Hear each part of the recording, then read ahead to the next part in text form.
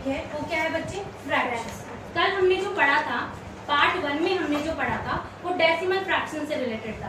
क्या पढ़ा था हमने कि 0 से 1 के बीच में जो नंबर होते हैं ना वो आपके डेसिमल फ्रैक्शन कहलाते हैं। ठीक है, 0 से 1 के बीच में जो नंबर होते हैं, जैसे मैंने लिखा 0.1, 0.2, 0.3, तो ये तो पहले से फ्रैक्शन की फॉर्म में नहीं है, ये कौन सी फॉर्म में है, ये डेसिमल फॉर्म में। फिर हमने क्या बोला कि हम रफ लैंग्वेज में क्या बोलते हैं कि डेसिमल हटता है तो अपॉन में 10 लगता है, इसको हम क्या कर देंगे 1 अपॉन में 10 लिख देंगे। तो डेसिमल से जो फ्रैक्शन आया है इसको हम क्या कहते हैं बच्चे, डेसिमल फ्रैक्शन। क्या कहते हैं, decimal fraction. Right, decimal fraction.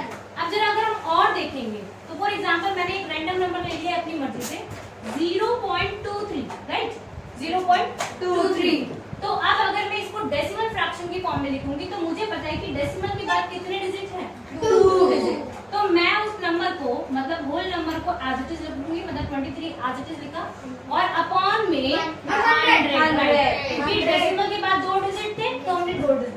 तो ये भी आपका किस में आया है, डेसिमल फ्रैक्शन। ये डेसिमल फ्रैक्शन कौन से फ्रैक्शन होते हैं, जिसके डिनोमिनेटर में 10, 100, 1000, ठीक है, ऐसे नंबर आते हैं, उनको हम क्या कहते हैं, डेसिमल फ्रैक्शन। राइट, ठीक है। वैसे अगर हम बात करें कि फ्रैक्शन क्या होता है, अगर हम प्रॉपर्ली बात करें फ्रैक्शन क्या होता है, तो हमने फ्रैक्शन का डेफिनेशन क्या पढ़ा हुआ है, पार्ट ऑफ होल, राइट। अगर मैंने पार्ट ऑफ होल पढ़ा हुआ है तो इसका मतलब जब भी हम प्रॉपर फ्रैक्शन की बात करेंगे, किसकी, प्रॉपर फ्रैक्शन की, तो उसका डिनोमिनेटर हमेशा न्यूमरेटर से क्या होगा, बड़ा होगा, है ना। हमने ये एग्जांपल किसका लिया था कि हमने एक पिज्जा का स्लाइस लिया, उसको हमने क्या किया, 8 पार्ट में डिवाइड कर दिया और उसमें से आपने कोई भी एक पार्ट खा लिया, ठीक है। तो इसका मतलब अगर मैं पूछूंगी कि eaten part of the pizza कितना हुआ, तो आप बोलोगे 1/8। तो बड़ा नंबर कहाँ रखा हमने, नीचे क्या होता है, प्रॉपर बोलो, हाँ,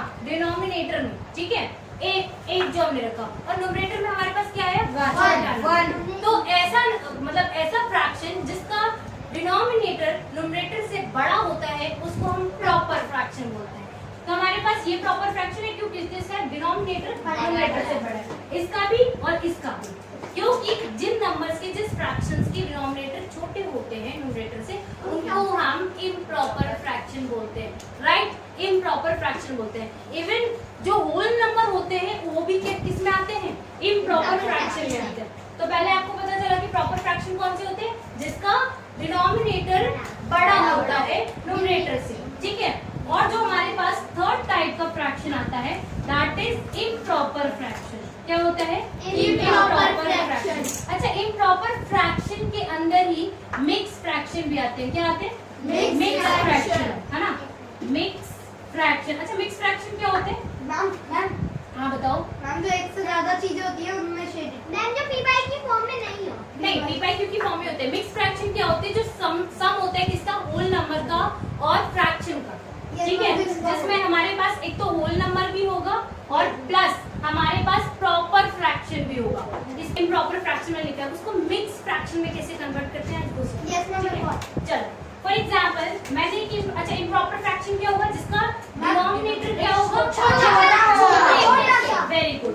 फॉर एग्जांपल मैंने लिखा 7/3, इज दिस इम्प्रॉपर फ्रैक्शन, ठीक है। This can also be written as mix fraction. Mix fraction क्या होता है, समेशन ऑफ आपका whole number and proper fraction, right, ठीक है, चलो ओके। अच्छा, 7/3 का मतलब क्या है कि हम 7 को डिवाइड कर रहे हैं 3 से, राइट।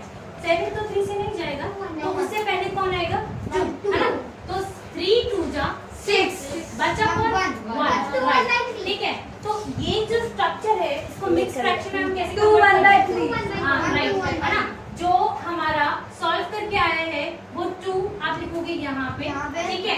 रिमाइंडर आपका आएगा यहाँ पे और उसके बाद नीचे आएगा, डिवाइड कर रहे थे वो आएगा इधर। तो इसी नंबर को हम जब बेटा सॉल्व करते हैं तो हम कैसे सॉल्व करते हैं, 2 + 1/3 ऐसा हम इसे लिख सकते हैं। This part is our whole number, है ना, ये हमारा क्या है, होल नंबर है, और ये हमारा क्या है, ध्यान से देखो, प्रॉपर फ्रैक्शन, है ना, ये हमारा प्रॉपर फ्रैक्शन है। अब हम नेक्स्ट पढ़ेंगे कंपैरिजन ऑफ फ्रैक्शंस, है ना। फ्रैक्शन अगर हम फ्रैक्शंस की बात करें तो फ्रैक्शन हमेशा हमें किस फॉर्म में मिलता है, p by q की फॉर्म में मिलता है। मींस कैसी फॉर्म में मिलता है, न्यूमरेटर एंड डिनोमिनेटर। तो इसका मतलब कि अगर मुझे किसी भी दो फ्रैक्शन को कंपेयर करना हो तो मुझे कुछ तो सेम चाहिए, तो उसका हम क्या करते हैं, डिनोमिनेटर को सेम करते हैं। फॉर एग्जाम्पल अगर मैं पूछ रही हूँ आपसे कि 1/2 बड़ा है या 4/5 बड़ा है, हम क्या करेंगे, सबसे पहले डिनोमिनेटर को सेम करेंगे। क्या करेंगे, डिनोमिनेटर को सेम करेंगे। अच्छा 2 और 5 को सेम करने के लिए हमें इसका एलसीएम लेना पड़ेगा। तो 2 और 5 का एलसीएम क्या होगा, इसको हम क्या करेंगे, 5 से मल्टीप्लाई कर देंगे, इसको और 2 से। इसको हम 2 से मल्टीप्लाई कर देंगे, तो दोनों तरफ 10 बन गए। लेकिन हमारा मैथमेटिकल रूल कहता है कि अगर आपने किसी नंबर को डिनोमिनेटर में मल्टीप्लाई किया है तो आपको न्यूमरेटर में भी मल्टीप्लाई करना पड़ेगा। ठीक है, तो आप क्या करोगे, इधर भी 5 से मल्टीप्लाई कर दोगे और इधर भी 2 से मल्टीप्लाई, करेक्ट। हाँ, तो अगर आप मल्टीप्लाई करोगे तो 1/2 आपका कैसा दिखेगा, 5/10। अच्छा 1/2 और 5/10 आपने ऑलरेडी 6th क्लास में पढ़ा हुआ है, ये दोनों इक्विवेलेंट फ्रैक्शन है ना, मतलब दोनों दिख तो नहीं रहे एक जैसे, लेकिन जब आप सॉल्व करोगे तो ये दोनों 1/2 ही दिखेंगे, मतलब ये एक जैसे फ्रैक्शन है। तो अगर आप इसकी बात करोगे तो ये आपका हो जाएगा 8/10, और अभी भी ये दोनों इक्विवेलेंट फ्रैक्शन है, मतलब this can also be written as 4/5,